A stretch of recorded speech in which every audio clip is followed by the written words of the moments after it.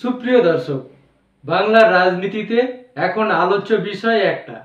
আপনারা সবাই জানেন, তবুও বলছি, কাসম সিদ্দিকীর তৃণমূলে যোগদান। শুধু যোগদান নয়, টিএমসি দলটা কোনোদিন না করে টিএমসি দলকে দীর্ঘদিন গালিগালাজ করে আজ তিনি তৃণমূলের সাধারণ সম্পাদক। ভাবতে পারছেন কতটা পদোন্নতি? যাদের হয়ে তিনি তৃণমূলকে গালিগালাজ করতেন, তারা এবার মুখ খুলতে শুরু করেছে।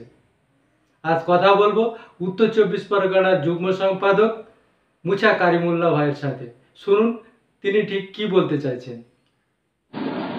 ফুরফুরার কোনো এক পীরজাদা খুব শীঘ্রই একটা রাজনীতি দলে অংশগ্রহণ করেছে, কিন্তু তিনিই সেই দলের বিরুদ্ধে বারংবার সরব হয়েছে, দুর্নীতির বিরুদ্ধে এবং নানান রকম বিরুদ্ধে স্লোগান তুলেছে। আবার তিনিই সেই দলে নাম লিখিয়েছে। কি বলবেন? দেখুন, প্রথম বলবো তৃণমূল কংগ্রেসের শাসক দলের পক্ষ থেকে তেনাকে রাজ্য সম্পাদক করা হয়েছে। দেখুন, প্রত্যেকটা রাজনৈতিক দলের একটা গাইডলাইন থাকে। যেরকম আমাদের রাজনৈতিক দলটা ছোট হলেও আমাদের নিজস্ব একটা গাইডলাইন আছে। আপনি যত বড়ই লিডার হোক না কেন, আপনি যত বড়ই পরিচিতি থাক না কেন, আপনি যদি আজকে হঠাৎ করে আইএসএফে চলে আসেন, আপনাকে আইএসএফের কোনো পদ দেওয়া হবে না। এটা আমাদের রাজনৈতিকের গাইডলাইন। কিন্তু তৃণমূল কংগ্রেস শাসক দল, এত বড় একটা রাজনৈতিক দল, আমি ভাবতে অবাক লাগছে যেনাকে রাজ্য সম্পাদক বানানো হলো, রাজ্য সম্পাদকটা মাদার কমিটির রাজ্য সম্পাদক বানানো হলো, এত বড় একটা পদ দেওয়া হলো, তিনি কোনোদিন এই শাসক দলের তৃণমূল কংগ্রেসের ঝান্ডা ধরে তৃণমূল কংগ্রেসে জয়েন করেনি, কোনো জয়েন অনুষ্ঠানে যায়নি।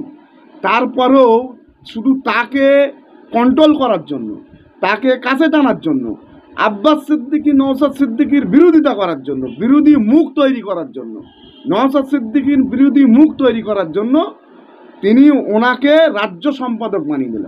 মানে এর দ্বারা প্রমাণ হচ্ছে শাসক দল ফেলিওর। শাসক দলের পাশ থেকে বাংলার মানুষ আস্তে আস্তে সরে দাঁড়াচ্ছে। সেই জন্য মাননীয় মুখ্যমন্ত্রী হঠাৎ করে রোজার মাসে সেই 16 সালের পর থেকে 24 সাল পর্যন্ত 10 বছর 8 বছরের মধ্যে তিনি ফুরফুরা শরীফে যাওয়ার কথা একবারও মনে পড়েনি। এবছর 25 সালে রোজার মাসে এসে হঠাৎ করে মুখ্যমন্ত্রীর ফুরফুরায় যাওয়ার কথা মনে পড়লো। তার মানে কি, মুসলিম সমাজ, সংখ্যালঘু সম্প্রদায় জেনার উপরে নির্ভর করে মুখ্যমন্ত্রী সিটে বসে আছে, ক্ষমতায় টিকে আছে, সেই সম্প্রদায়ের মানুষ মুখ্যমন্ত্রীর পাশ থেকে সরে যাচ্ছে। হঠাৎ করে সেই জন্য মুখ্যমন্ত্রী ইফতার মজলিসে চলে গেলেন। আবার সেই ব্যক্তি যেনাকে আপনার রাজ্য সম্পাদক করা হলো, সে কোনো রাজনৈতিক দলে জয়েন না করে সে রাজ্য সম্পাদক পেয়ে গেল। মানে শাসক দল ভগ্ন অবস্থায়, শাসক দলের আগামী দিনে পরিস্থিতি হেভি খারাপ। সেটা রিপেয়ারিং করার জন্য উনি কাসেম সিদ্দিকীর মতন ব্যক্তিকে, নন পলিটিক্যাল ব্যক্তি, রাজনৈতিকভাবে ওনার কোনো ভূমিকা নেই এবং কোনো অভিজ্ঞতা নেই। রাজনীতিটা কি, ওনার রাজনৈতিক যে বিশ্লেষণ আছে, ওনার রাজনৈতিক যে অভিজ্ঞতা আছে, তার থেকে অন্যান্য দলের বুথ স্তরে যারা রাজনীতি করে, বুথ স্তরে মেম্বার যারা আছে, বুথ স্তরে আমাদের দলের সামান্য সদস্য যারা আছে, তাদের রাজনৈতিক অভিজ্ঞতা অনেক বেশি। এত বড় পদ পেলে কেন? শুধুমাত্র নওশাদ সিদ্দিকীর এগেনেস্ট ফুরফুরা থেকে কাউকে দাঁড় করাতে হবে, যেন লড়াইটা ঘরে ঘরে হয়। যাই হোক, আমি আর একটা কথা বলি। মুখ্যমন্ত্রী হয়তো ভাবছেন যে আমরা বনগাই ঠাকুর বাড়িতে যে বিভাজনটা তৈরি করেছি, একজনকে বিজেপিকে দিয়েছি, একজনকে তৃণমূল কংগ্রেসে রেখেছি, রেখে পুরো পরিবারটাকে ডিভাইডেড করে দিয়েছি। মুখ্যমন্ত্রী হয়তো জানেন না যে এটা ফুরফুরা শরীফ। আপনি যেই রাজনৈতিক যে দল যে আদর্শে আদর্শিত হোক না কেন, এনারা কিন্তু দিনের বেলা রাত্রের বেলা এক জায়গায় বসে, এক টেবিলে বসেই গল্প করে, একই চায়ের দোকানে বসেই চা খাই। কেন, দীর্ঘদিন ধরে আমি ফুরফুরা শরীফের একদম পুরো পারিবারিকভাবে আমি ওটা বসা করি। সুতরাং আপনারা যাবেন, সন্ধ্যের পরে যাবেন, যে রাজনৈতিক দল করুক না কেন, দেখবেন ওই দরবারের যেসব আশপাশে চায়ের দোকানগুলো আছে, এক জায়গায় বসেই গল্প করছে, আড্ডা মারছে। এই ভ্রাতৃত্ব ফুরফুরার মধ্যে আছে। আগামী দিনেও এই ভ্রাতৃত্ব ফুরফুরা সিলসিলার মধ্যে এবং ফুরফুরা পীর সাহেব পীরজাদাদের মধ্যে থাকবে, এটা আমরা আশা করছি। মমতা বন্দ্যোপাধ্যায় যেটা ভাবছেন ওটা রং ভাবা হবে। আর একটা জিনিস, যিনি রাজ্য সম্পাদক হয়েছেন, তেনার কাছে অনুরোধ করব, আপনি সতর্ক থাকবেন। কারণ তৃণমূল কংগ্রেস এমন একটা রাজনৈতিক দল শুধুমাত্র কিন্তু ব্যবহার করে। আমরা দেখেছি কিষাণজির সময়, মাওবাদী আক্রমণের সময় মাওবাদীদের ক্ষমতার ওপরে নির্ভর করে মুখ্যমন্ত্রী 2006 সাল থেকে আন্দোলন তৈরি করলে, গুজরাট সিঙ্গুর আন্দোলন শুরু করলে, মাওবাদীদের ওপরে ভর করেই আন্দোলনটা শুরু করলে, 11 সালে ক্ষমতায় আসার পরে মুখ্যমন্ত্রী সেই মাওবাদীদেরকে সব শুট আউট করলে। সুতরাং পথের কাঁটা সরিয়ে ফেলল। যিনি রাজ্য সম্পাদক হয়েছেন তেনাকে অনুরোধ করব, আপনাকে আমরা শ্রদ্ধা করি, আপনি সতর্ক থাকবেন, আপনাকে যেন ব্যবহার না করে। আপনি হয়তো ভাবছেন আপনার সামনে পিছনে 4টা পুলিশের গাড়ি দিয়েছে, আপনি হয়তো ক্ষমতার শীর্ষে পৌঁছে গিয়েছেন। এটা কিন্তু মমতা বন্দ্যোপাধ্যায়, আমরা কিন্তু হাড়ে হাড়ে চিনি, বাংলার মানুষ কিন্তু হাড়ে হাড়ে চিনি। শুধুমাত্র ব্যবহার করতে হয় মানুষকে কিভাবে, তিনি একমাত্র সেটা মুখ্যমন্ত্রী মমতা বন্দ্যোপাধ্যায় জানেন। সাবধান থাকবেন। রাজনীতিতে এসছেন, আপনাকে ওয়েলকাম। চলুন, আপনি আপনার রাজনীতি করুন, আমরা আমাদের রাজনীতি করি।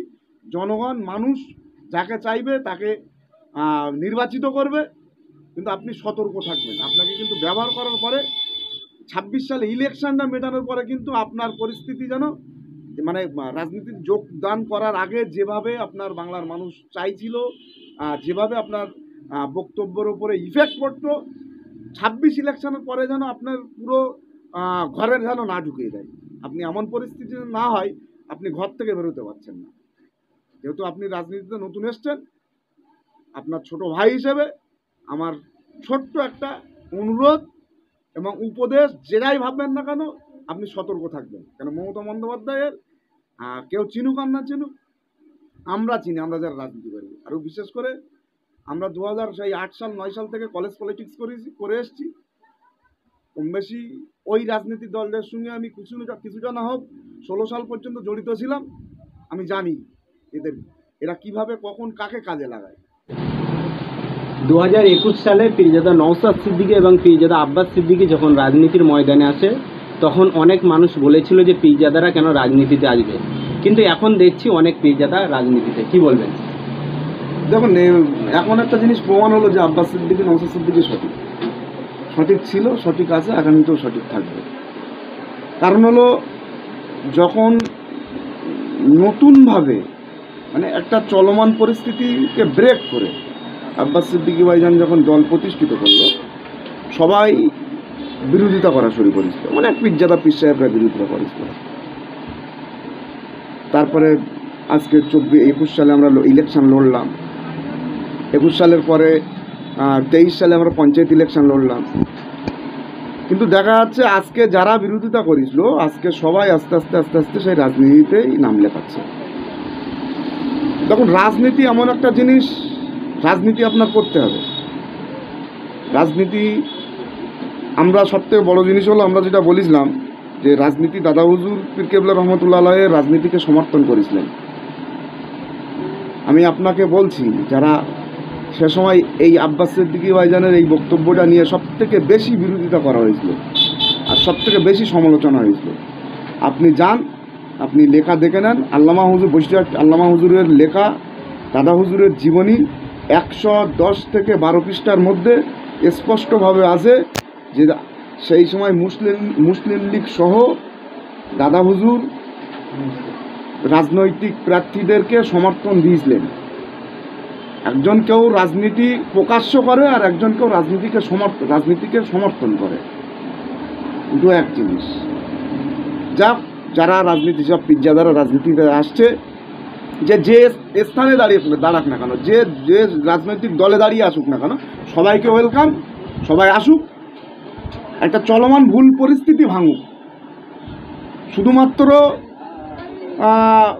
রাজনৈতিক নেতারাই রাজ্য পরিচালনা করবে, মাথায় টুপি দিয়ে মুখে দাড়ি থাকলে সে রাজ্য পরিচালনা করতে পারবে না। মাথায় টুপি থাকলে, মুখে দাড়ি থাকলে আর পীরজাদা হলে সে রাজনীতি করতে পারবে না, এই ভুল ধারণাটা মানুষের ভাঙুক। আমি ওয়েলকাম জানাবো। আগামী দিনেও আশা করব, এখনও পর্যন্ত যারা রাজনীতি নিয়ে যাদের অ্যালার্জি আছে, আগামী দিনেও তারাও রাজনীতিতে আসবে, নাম লেখাবে। ওয়েট করুন, আগামী দিন আরও দেখতে পাবো।